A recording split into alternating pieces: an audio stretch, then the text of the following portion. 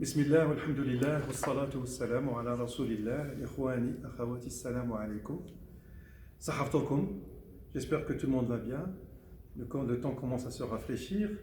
Donc aujourd'hui, salam alaikum Cheikh. Alaykoum salam. Si tu permets, donc on a reçu une question par mail.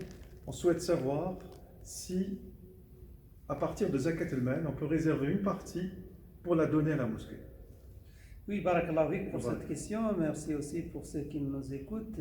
En fait, tout à fait, Zakat al-Mal, sa distribution a été codifiée dans les Corans, précisément au niveau de la sourate numéro 9, le verset numéro 60. Et dans ce passage de la sourate numéro 9, verset numéro 60, on trouve justement qu'une part, un sur 8, peut être réservé pour la mosquée en tant qu'entité. Après, et surtout dans le cadre de ce qu'on appelle fi sabilillah, après, c'est-à-dire dans les sentiers d'Allah subhanahu wa ta'ala, après de ce 1 sur 8 qui correspond en réalité à 12,5%, si on fait les calculs Oui, mathématiquement. oui, parfaitement. Donc, cette partie-là, par la suite, l'entité, c'est-à-dire l'institution de la mosquée, peut l'utiliser pour payer les loyers, pour payer l'électricité, pour payer tous les frais du fonctionnement qui rentrent justement selon l'avis de jurisconsultes musulmans spécialistes dans la matière que bel et bien cette part peut être réservée sous le nom de fi sabilillah pour la mosquée ou pour une école ou pour tout ce qu'on peut qualifier en fait des efforts dans le da'wah, fi sabilillah azza wa jalla. Barakallah, fait juste un petit détail. Si on peut faire le point entre certains pensent au pays. Et au pays, les mosquées sont gérées autrement. Oui. Et à ce moment-là, donc le fonctionnement de la Zakat al-Mal, elle a peut-être une autre forme de fonctionnement. Et ici en France, donc c'est billah. C'est vrai que dans certains pays, la mosquée est prise en charge par le ministère concerné, par le ministère des cultes, Wizard al-Awqaf, Wizard al-Shu'un islamiyya, etc. Mais dans des pays où les mosquées doivent se débrouiller pour se prendre en charge, Pour exister. justement, ça réconforte davantage l'idée que je viens de dire. Ça appuie davantage la légitimité de cet avis shariatique, qui est un avis très largement, je dirais, très largement reconnu et partagé par les savants et par les jurisconsultes spécialisés, qui disent clairement au nom du poste fi sabilillah, la mosquée peut bel et bien avoir le droit à une part, je dis bien une part. Les 7 autres parts sont réservées à des ayants droit clairement indiqués dans la sourate Tawbah, c'est-à-dire al-fuqara, les pauvres, les nécessiteux, al-fuqara ou al-masakin, ou al-amilina alayha, ou al-muwallafati qulubuhum, les personnes dont le cœur est rapproché par une donation symbolique,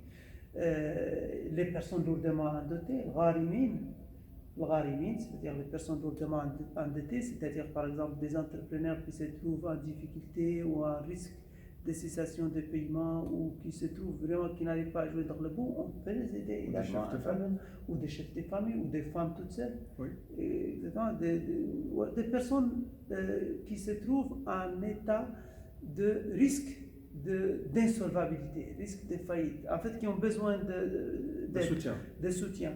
On peut également l'intégrer dans les ayants droit à la zakat. Donc vous voyez que c'est vraiment un dispositif de solidarité qui vient compléter les dispositifs mis par l'État, initiés par l'État, justement, parce que tout cela, ça rentre dans une logique de complémentarité avec les dispositifs solidaires, les dispositifs sociaux qui existent dans notre commune ou qui existent dans notre ville, etc. Donc, on est dans une attitude de complémentarité constructive à travers la zakat. Il y a une autre question qui nous a été également posée, à savoir, est-ce qu'à travers la zakat al-mal, on peut, de notre zakat al-mal, on peut acheter de nourriture et venir le donner pour iftar al-sa'im, par exemple. Oui, c'est vrai. Et là, la réponse est non. Parce que la zakat al-mal doit être sortie monétairement, c'est-à-dire de façon directe, soit par un virement à un organisme qui les collecte, comme une mosquée ou comme une ONG spécialisée, comme Secours islamique ou autre, soit par en espèces. Donc ça doit être monétaire en tout cas. On ne peut pas à la place des ayants droit prendre l'argent des zakat et acheter de nourriture ou acheter des denrées alimentaires, etc. Ça ne se passe pas. Par contre, dans zakat al-fitr, ça c'est possible de le donner en nourriture. C'est légitime, c'est reconnu, islamiquement parlant, que l'on peut donner zakat al-fitr en nourriture ou en denrées alimentaires, notamment les denrées alimentaires les plus utilisées du pays. Mais encore une fois, il ne faut pas confondre trois choses. Il ne faut pas confondre zakat al-mal et zakat al-fitr, et il ne faut pas confondre les deux avec sadaqa.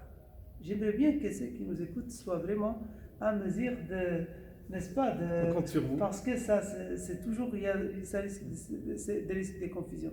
Commençons par les mots sadaqa. Ensuite, zakat al-fitr, et on termine avec zakat al-mal. Alors, sadaqa, ça veut dire tout simplement acte de bienfaisance. C'est-à-dire, c'est un geste de bienfaisance. Sadaqa, c'est toute donation facultative, si vous voulez. La sadaqa, c'est une donation facultative, un geste noble, un geste naturellement compensé par Allah, récompensé par Allah subhanahu wa ta'ala. Sadaqa, c'est... Mais ça efface les fautes. Ça efface les fautes, ça éloigne les malheurs, ça soigne les maladies. Dawu mardakum bis sadaqa. Dawu mardakum bis sadaqa. C'est noble. Sauf que du point de vue de l'ordre doctrinal, c'est quelque chose de facultatif. C'est bien, c'est récompensé. Parce qu'il y a zakat, c'est obligatoire. Voilà, donc sadaqa n'est pas obligatoire. Voilà, sadaqa, c'est pas obligatoire, mais zakat, c'est obligatoire. Ouais. C'est un peu comme dans la prière obligatoire et prière surrogatoire. Okay. L'obligation ici est à comprendre au sens qu'il y a un ordre d'Allah subhanahu wa ta'ala de le faire. Ce n'est pas dans le sens d'une contrainte. Nous, dans le dîn, il n'y a pas de contrainte. Il y a une prescription. C'est prescrite. Il y a donc sadaqa qui est facultatif et il y a sadaqa dite prescrite. Quand il y a prescription, ordre direct de la part de Allah subhanahu wa ta'ala de faire, ça on l'appelle zakat. Donc, zakat c'est au-dessus de sadaqa. Parce qu'il y a un ordre prescrit de le faire. خُذْ مِنْ أَمْوَالِهِمْ صَدَقَةً تُطَهِّرُهُمْ وَتُزَكِّيهِمْ بِهَا. C'est-à-dire pour les purifier. Donc, zakat, c'est une donation prescrite pour nous purifier et purifier notre avoir. Salat purifie notre être, la zakat purifie notre avoir. Le bien. Notre avoir, notre bien, notre richesse, pour qu'il y ait plus de baraka, plus de bénédictions par la grâce d'Allah subhanahu wa ta'ala.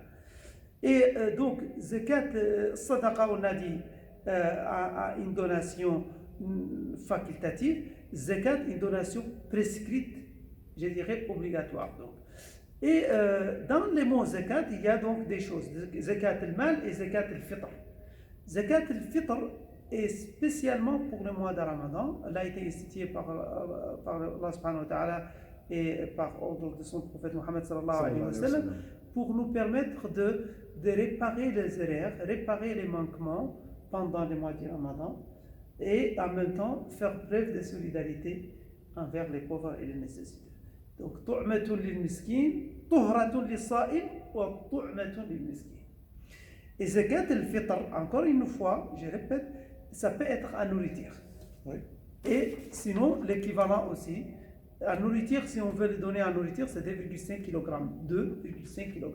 Ou c'est quelque chose qui peut suffire pour nourrir une personne pour une journée, à savoir soit 7 € selon les informations données par notre comité national de CFCL. Les hauts conseils du culte musulman en France. Donc là, j'ai parlé de sadaqa, zakat al-fitr, zakat al-mal, zakat al-mal. Id'am sa'im, le fait de zakat al-fitr, c'était donc la deuxième raison, c'est id'am sa'im, tathir al-nafs ou id'am sa'im. تطهير طهرة للصائم lui-même et طعمة للمسكين. ولكن طعمة للمسكين بما يحبه ولا بما تحبه أنت؟ طعمة للمسكين بحسب ce qu'il a lui mangé ou ce que toi tu décides qu'il mange. Alors c'est dans le principe ce que tu donnes une nourriture. C'est pas en fonction de ce que lui il demande. C'est en fonction de ce que la législation a préétabli. La législation est claire. La législation religieuse en la matière est claire. Elle dit pour Zakat al-Fitr, on donne 2,5 kg de la nourriture la plus utilisée ou l'équivalent. D'accord. Tu vois. Pour Zakat al-Mal, elle a été également codifiée dans notre législation, doctrine musulmane, comme étant en fait 2,5% de notre capacité, de l'argent que l'on a épargné depuis un an. Il faut déjà respecter l'annualité. Et par exemple, si depuis les mois de Ramadan 1440, c'est-à-dire 2019, on est 1441 Hijri, j'ai par exemple 4000 € comme épargne, la totalité de l'épargne, il faut que je donne 2,5%, c'est-à-dire 25 de chaque 1000. Donc sur 4000, je dois donner combien? Sur 4000, je dois donner combien? Sauf que ce serait bien que la réponse soit la donne de la prochaine séance. Je dois donner sur 4000, je dois donner 100, parce 100. Que 25, c'est la question 100 € seulement. Ouais. Donc cette question, bien sûr, si vous avez des questions sur ça, n'hésitez pas à l'écrire ou à les déposer en fait sur notre chaîne YouTube ou sur le site. Inch'Allah ta'ala, Institut Andalous est toujours à votre service, Inch'Allah ta'ala. De s'abonner. Et ce sera bien de soutenir cette chaîne. Qu'on s'abonne, Inch'Allah, s'abonner dans notre chaîne. Barakallahu bikum. Merci encore une fois pour votre suivi, pour votre participation. Et qu'Allah subhanahu wa ta'ala nous donne toujours la guidance, la force. Et nous anime par cet esprit de solidarité constructive pour nous. Barakallahu bikum. Qu'Allah vous bénisse. Wassalamu alaikum wa rahmatullahi ta'ala wa barakatuh.